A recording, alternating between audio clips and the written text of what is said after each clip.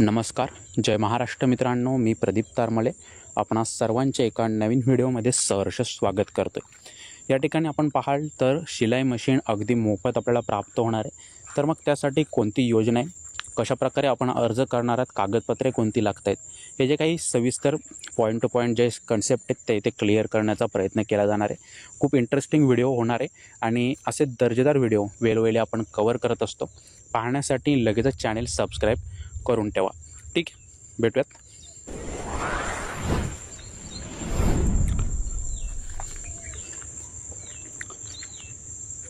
तर मित्रांनो, या ठिकाणी अशा प्रकारच्या वेब पोर्टलवर यायचं आहे. वेब पोर्टलची लिंक डिस्क्रिप्शन बॉक्समध्ये मिळेल, तेथून आपण अगदी सहज या ठिकाणी इकडे येऊ शकता. येथे आल्यानंतर काहीसा इंटरफेस अशा प्रकारे पाहायला मिळते. या वेब पोर्टलवर किती अर्ज या ठिकाणी ओव्हरऑल सबमिट करण्यात आलेले त्याचा आकडा पाहायला मिळेल. स्टेज 1, स्टेज 2, स्टेज 3 3 स्टेज आहेत. तिन्ही स्टेजमध्ये कशाप्रकारे अर्जसंख्या आहे ते इथे पाहायला मिळते. तर ओव्हरऑल आपण पाहाल ना, तर या इंटरफेसवरती आपल्याला सर्व डिटेल्स पाहायला मिळेल. तरी झाली बेसिक. याच्यानंतर मग आता कशाप्रकारे प्रोसेस आहे ती समजून घेण्यासाठी वर याल. येथे मेनू टॅबचं बटन पाहायला मिळते राईट साईड. यावर क्लिक करणारात काहीसे ऑप्शन आपल्या समोर येतील.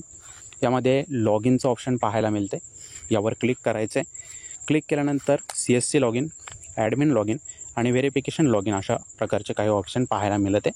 तर यामध्ये ॲडमिन लॉग इनसाठी जर आपल्याकडे MSME चे डिटेल्स असेल तर आपण इथे सिलेक्ट करू शकता.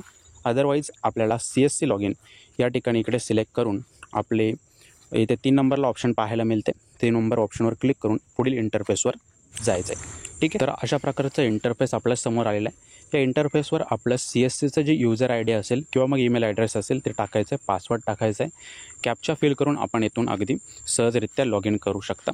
तर आता आपण इथे लॉग इन केलेलं आहे. लॉग इन केल्यानंतर आपल्याला पुढे काही अशा प्रकारच्या आपण आता इथे जी प्रोसेस आहे ना, लाईव्ह नाही करणार आहात, कारण आपण काही स्लाइड्स घेतलेले आहेत आणि त्यानुसार आपण पुढे जाणार. लाईव्ह जर रेकॉर्ड करायला म्हटलं तर व्हिडिओ खूप लेंथी होईल. त्यामुळे अशा स्लाइड्स आहेत. यामध्ये आपल्याला पर्सनल डिटेल्स भरायचे, जसं की full name, father name, date of birth, gender, हे काही आपण इथे सिलेक्ट करा. मॅरिड स्टेटस आपला अगदी बेसिक डिटेल्स आहे. कॅटेगरी, त्यानंतर आपण दिव्यांगजन आहात का, मायनॉरिटी, हे आपल्याला point two point basic details आहे. आपली पर्सनल डिटेल्स आपण ते इथे एंटर करायचे अगदी प्रॉपर. ठीक आहे, तर काही डाऊट येत असतील कमेंट सेक्शनमध्ये विचारू शकता. अगदी बेसिक आहे, आपल्याला लगेचच समजून येईल. पुढे एक नवीन स्लाईड पाहायला मिळते. यामध्ये कॉन्टॅक्ट डिटेल्स, फॅमिली डिटेल्सचं ऑप्शन पाहायला मिळते. त्यावर क्लिक कराल.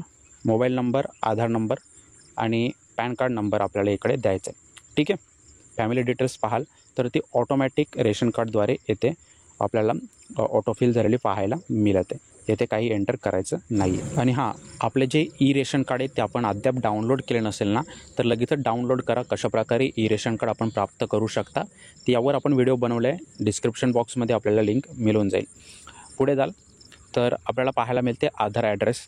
जे काही आपलं ॲड्रेस असेल आधार कार्डवर ते ऑटोफिल या ठिकाणी इकडे झालेले आपण पाहू शकता. आधार ॲड्रेस येथून आपल्याला फक्त व्हेरीफाय करायचं आहे. ते येथे आपलं जे काही डिटेल्स असेल ना ती ऑटोफिल झालेली आहे. स्टेट, डिस्ट्रिक्ट, पिनकोड वगैरे.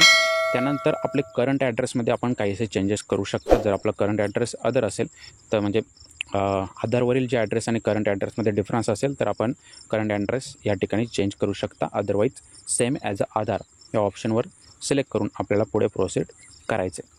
त्यानंतर आपले ग्रामपंचायतचं ऑप्शन आपल्याला पाहायला मिळते. डू यू कम अंडर ग्रामपंचायत. जर आपण ग्रामपंचायतच्या अंतर्गत येत असाल तर येस सिलेक्ट करा. अदरवाईज नो येथे सिलेक्ट करायचे. आपलं जे काही ब्लॉक असेल ते आपल्याला या ठिकाणी सक्सेसफुली सिलेक्ट करून घ्यायचे.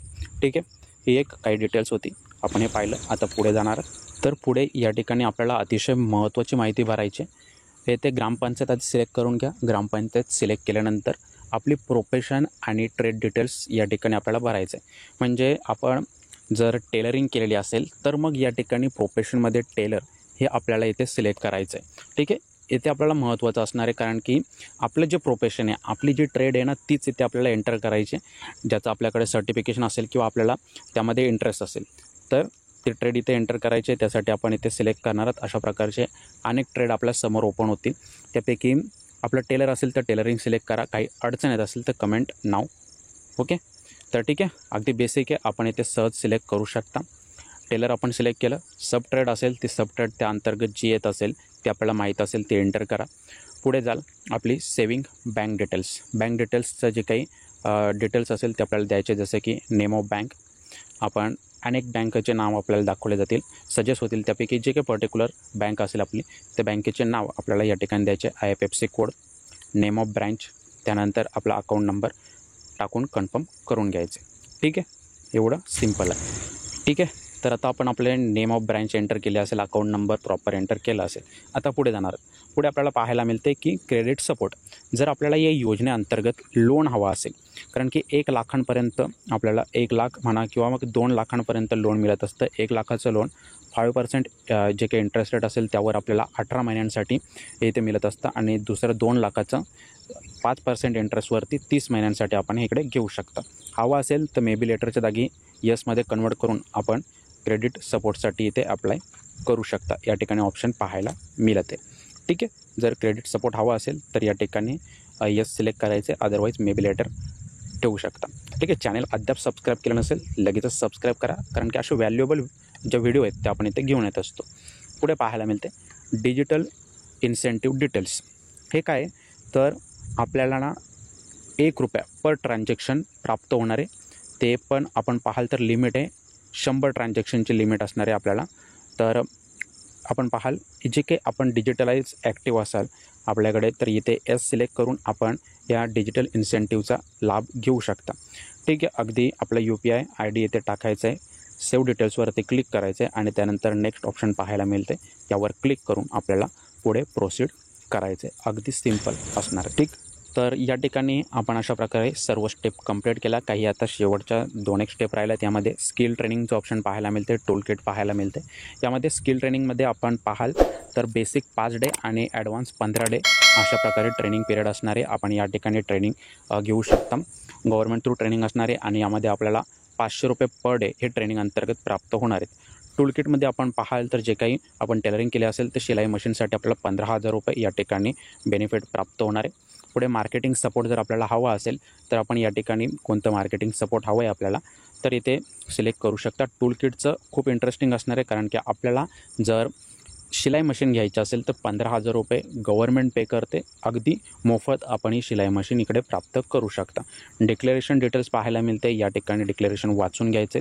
येथे आपण पाहाल तर इथे टिक करायचे आय ॲग्री, आणि येथे आपण ऑप्शन मिळत आहे, येथे क्लिक करून आपण सर्वात शेवटी इथे सबमिट ऑप्शन पाहायला मिळते, यावर क्लिक करायचे, आणि ओव्हरऑल आपलं जे फॉर्म आहे ते सक्सेसफुली सबमिट करायचे. एवढं सिम्पल होतं. अगदी पॉईंट टू पॉईंट सोप्या भाषेत कव्हर करण्याचा प्रयत्न केला. नक्कीच आपल्याला हा व्हिडिओ आवडला असावा. इतर जे बांधव असतील, भगिनी असतील त्यांच्यापर्यंत पोहोचवा, जेणेकरून त्यांना देखील या योजनेचा लाभ घेता येईल. भेटणार आहोत पुढे असेच एक नवीन माहिती घेऊन. जय हिंद, धन्यवाद.